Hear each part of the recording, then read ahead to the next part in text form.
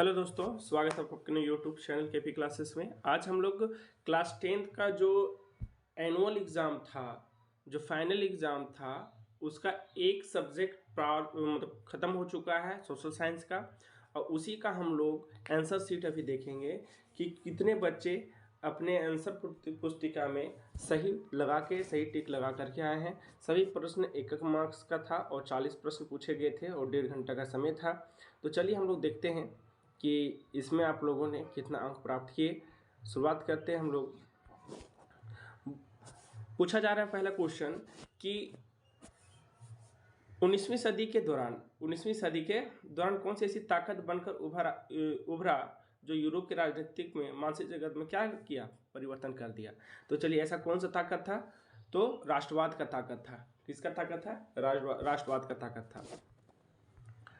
France में प्रथम विद्रोह कब हुआ? जुलाई 1830 में। कब हुआ था? जुलाई 1830 में। नेक्स्ट क्वेश्चन है कि 1804 की नागरिक संहिता, जिसे आमतौर पर नेपोलियन की संहिता के नाम से जाना जाता है, उसने फ्रांस में सुधार के लिए क्या कदम उठाया? तो यहाँ पर देखिए, जन्म पर आधारित विशेष अधिकार समाप्त कर दिया, बात सही है। कानून के समक्ष बराबरी और संपत्ति के अधिकार को सुरक्षित बनाया, ये भी बात सही है। प्रशासनिक विभाजनों को सरल बनाया, बिल्कुल सही है। यानी इसका आंसर क्या हो जाएगा? इनमें से सभी। आते हैं चौथा क्वेश्चन में। चौथा क्वेश्चन क्या पूछता है कि 1917 में गांधी जी के खेड़ा जिले के किसानों की मदद के लिए सत्याग्रह का आयोजन किया। खेड़ा भारत के किस राज्य में? भारत के किस राज्य में स्थित है? गुजरात राज्य में स्थित है। साइमन कमीशन भारत क्यों आया था? तो साइमन कमीशन भारत संवैधानिक व्यवस्था को, कार्यशैली को अध्ययन यानी समझने के लिए आया था। 1840 के दशक के मध्य में आयरलैंड में किस बीमारी के कारण निम्न में से कौन सा फसल खराब हो गया, जिसके लाखों लोग भूखमरी के कारण से मौत के मुंह में चले गए? तो ऐसा कौन सा फसल था? आलू का फसल था। प्रथम विश्व युद्ध खत्म होने के केवल 2 दशक बाद दूसरे विश्व युद्ध शुरू हो गया, जिसमें एक गुट में धुरी शक्तियां, मुख्य रूप से नाथिस, जर्मनी, जापान और इटली के दो, तो दूसरा खेमा जो मित्र राष्ट्रों के नाम से जाना जाता था। इनमें से कौन से देश था? तो इसमें से कौन सा देश था? यहाँ पे देखिए, तीसरा ऑप्शन है इसका आंसर, ब्रिटेन, सोवियत संघ, फ्रांस और अमेरिका। आते हैं नेक्स्ट क्वेश्चन में। नेक्स्ट क्वेश्चन क्या है कि 1929 के आर्थिक मंदी के कारण दुनिया के ज्यादातर हिस्सों में निम्न में से किसकी भयानक गिरावट हुई? तो इसमें से किसका? उत्पादन का भी गिरावट होगा, रोजगार का भी गिरावट होगा, आय और व्यापार में भी गिरावट होगा। और इसका आंसर क्या हो जाएगा? इनमें से सभी। ठीक है। 9वां क्वेश्चन है, बुनकरों को कच्ची कपास की समस्या का सामना क्यों करना पड़ा? इसलिए सामना करना पड़ा क्योंकि कच्चे कपास की निर्यात में वृद्धि हो गई है ना।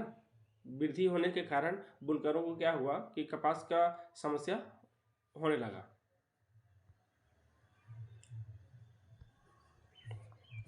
नेक्स्ट में, 19वीं शताब्दी के दौरान ब्रिटेन में सर्वाधिक गतिशील उद्योग कौन से थे? कपास और चीनी का नहीं होगा इसमें से, लेकिन इसका आंसर क्या हो जाएगा? कपास और धातु का। इसमें से राइट आंसर क्या हो जाएगा? कपास और धातु का। आते हैं नेक्स्ट क्वेश्चन में।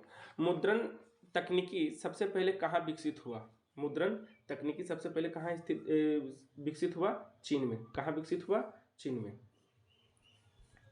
नेक्स्ट क्वेश्चन, यह क्वेश्चन क्या है कि निम्न जातीय आंदोलन के मराठी प्रणेता कौन थे, जिन्होंने अपनी पुस्तक गुलामगिरी में जाति प्रथा के अत्याचारों पर लिखा था? तो ये कौन थे? ज्योतिबा फुले। यह कौन थे? ज्योतिबा फुले। आते हैं नेक्स्ट क्वेश्चन में। नेक्स्ट क्वेश्चन क्या है? बोलता है समप्यता के आधार पर संसाधनों को 2 भाग में बांटा गया, उसका नाम क्या है? नवीकरणीय और अनवीकरणीय। ठीक है। नेक्स्ट क्वेश्चन क्या है इसका? नेक्स्ट क्वेश्चन क्या है? संसाधनों के अंधाधुंध शोषण से किस प्रकार के वैश्विक परिस्थितिक संकट पैदा हो गया। किस प्रकार के? भूमंडलीय तापमान, ओजोन परत अवक्षय, पर्यावरण प्रदूषण, ये तीनों का क्या होगा? इन तीनों संकट पैदा करेंगे। यानी इसका आंसर हो जाएगा इनमें से सभी। भूमंडलीय तापमान का भी संकट होगा, ओजोन परत में भी अवक्षय हो जाएगा और पर्यावरण भी प्रदूषण हो जाएंगे। नेक्स्ट क्वेश्चन में नेक्स्ट क्वेश्चन क्या है 15 का? वन और वन्य जीवन का संरक्षण करना आवश्यक है। क्यों? क्योंकि परिस्थिति में विविधता बनी रहती है, सही बात है। जीवन साध्य संसाधन, जलवायु और मृदा बनी रहती है, यही है। बेहतर जीवन जन के लिए वनस्पति और पशुओं जीनी विविधताओं को संरक्षित करती है, बिल्कुल सही है। यानी इसका आंसर क्या हो जाएगा? तीनों ऑप्शन सही है, तो यानी इसका राइट आंसर हो जाएगा इनमें से सभी। आते छठा क्वेश्चन क्या है? 16 क्वेश्चन क्या है? वन और वन प्राणियों के संरक्षण के लिए किस प्रकार के वनों को सर्वाधिक मूल्यवान माना जाता है? तो इसमें से क्या हो जाएगा? आरक्षित वन। इसमें से आंसर क्या हो जाएगा? आरक्षित वन। आते 17 क्वेश्चन, प्रचुर मात्रा में जल उपलब्धता होने के बावजूद जल किन कारणों से प्रदूषित और मानव उपयोग के लिए खतरनाक बनते जा रहे हैं? क्योंकि घरेलू उद्योग अपशिष्ट के मिलने से, मतलब घरेलू जो अवशिष्ट पदार्थ होते हैं वो भी हम लोग पानी में मिला देते हैं, है ना। रसायनों के अत्यधिक प्रयोग, कीटनाशक और कृषि में प्रयुक्त उर्वरकों का प्रयोग करना, इसलिए इसका आंसर क्या हो जाएगा? इसका आंसर हो जाएगा इनमें से सभी। चलिए नेक्स्ट क्वेश्चन में चलते हैं हम लोग। देखते हैं 18 में क्या क्वेश्चन है। 18 में क्वेश्चन है कि मानसून के आगमन के साथ जो फसलें बोई जाती है वे किस फसल के अंतर्गत आते हैं? खरीफ फसल के अंतर्गत आते हैं। किस फसल के अंतर्गत आते हैं? खरीफ फसल के अंतर्गत आते हैं। वन और सौर्य ऊर्जा संसाधनों की बहुतायत भारत के किस राज्य में अधिक पाई जाती है? तो मतलब पवन और सौर ऊर्जा संसाधनों की बहुतायत भारत के किस राज्य में पाई जाती है? तो यह कौन सा राज्य में पाई जाती है? मध्य प्रदेश में। किस प्रदेश में? मध्य प्रदेश में। आते हैं नेक्स्ट क्वेश्चन में। नेक्स्ट क्वेश्चन क्या है कि जल और उर्वरकों के अधिक और अविवेकपूर्ण प्रयोग से किस प्रकार की समस्या पैदा हो गई, है ना। तो इससे किस प्रकार की समस्या पैदा हो जाएगी? जल क्रांतता, लवणता, सूक्ष्म पोषक तत्वों की कमी, यानी ये तीनों की कमी हो जाएगी। इसलिए इसका राइट आंसर क्या हो जाएगा? इनमें से सभी। नेक्स्ट क्वेश्चन में, औद्योगिक विकास की रीढ़ के रूप में किस खनिज को महत्वपूर्ण माना गया है? तो इसके लिए किस खनिज को महत्वपूर्ण माना गया है? लौह अयस्क को। किसको? लौह अयस्क को। आते हैं नेक्स्ट क्वेश्चन में। नेक्स्ट क्वेश्चन क्या है?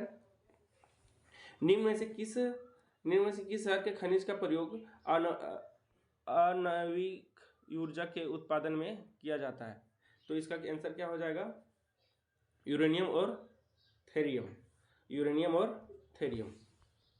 आइए 23 क्वेश्चन में, वायु प्रदूषण निम्न में से किस पर अपना दुष्प्रभाव डालता है? तो इसमें मानव स्वास्थ्य पर भी डालेगा, पशुओं पर भी और पौधों पर भी, इसलिए इसका आंसर क्या हो जाएगा? इनमें से सभी। आते नेक्स्ट क्वेश्चन में 24 क्वेश्चन क्या है? बेल्जियम में अल्पसंख्यक के रूप में किस भाषा के बोलने वाले लोग तुलनात्मक रूप से ज़्यादा समृद्ध और ताकतवर रहे हैं? तो फ्रेंच। कौन से भाषा के बोलने वाले? फ्रेंच भाषा से जो बोले जा रहे थे वही सबसे ज़्यादा ताकतवर थे। आते नेक्स्ट क्वेश्चन में, जब 1956 में श्रीलंका में कानून बनाया गया तो इसमें किन किन बातों को जोड़ा गया? सिंहली को एकमात्र राजभाषा घोषित किया गया, बिल्कुल सही है। सरकारी नौकरियों में सिंहलियों को प्राथमिकता दी गई, ये भी सही है। बौद्ध मत को संरक्षण और बढ़ावा दिया गया, ये भी सही है। इसका मतलब इसका आंसर, राइट आंसर क्या हो जाएगा? इनमें से सभी। आते नेक्स्ट क्वेश्चन में 26वां क्वेश्चन है,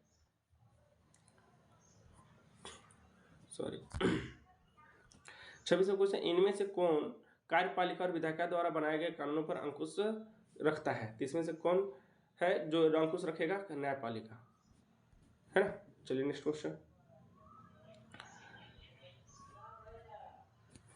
क्वेश्चन क्या है, पोखर जहां भारत ने 1998 में अपना परमाणु परीक्षण किया हुआ, भारत किस राज्य में स्थित है?